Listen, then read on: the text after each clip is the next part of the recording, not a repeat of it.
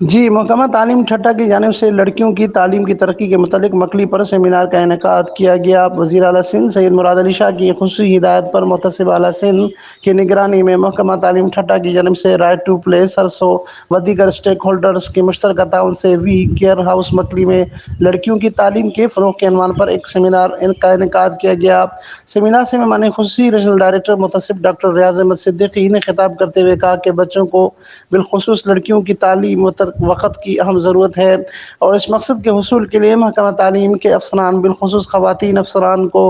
دل سے دلچسپی لے کر سچائی، محنت اور لگن سے اقدامات لینے ہوں گے تاکہ زیادہ سے زیادہ لڑکیوں کو تعلیم کے زیور سے آراستہ کیا جا سکے۔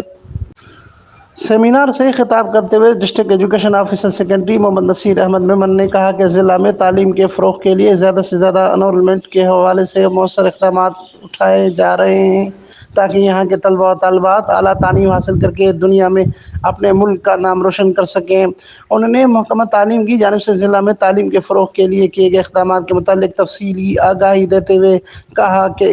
اس تعلیمی سال کے دوران ضلع ٹھٹہ میں سیلاب اور بارشوں کے باعث آنے والی قدرتی آفت کی وجہ سے انرولمنٹ کم رہی، جس کی وجہ سے بچوں کی تعلیم کا نقصان ہوا ہے، جس کے مد نظر اسکولوں میں انرولمنٹ بڑھانے سمیت سرسوں رائٹ ٹو پلے و دیگر اسٹیک ہولڈرز کے تعاون سے اسکولوں میں واش رومز کی سہولیات مختلف ٹریننگ سینٹرز میں اسکولز کا قیام کیا جا رہا ہے تاکہ بچوں کی تعلیمی سہولیات فراہم کی جا سکیں۔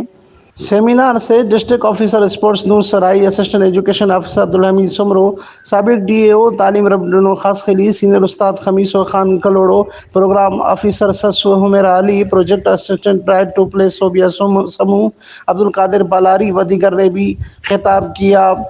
امین فاروقی، فارسٹو نیوز، ٹھٹہ سندھ۔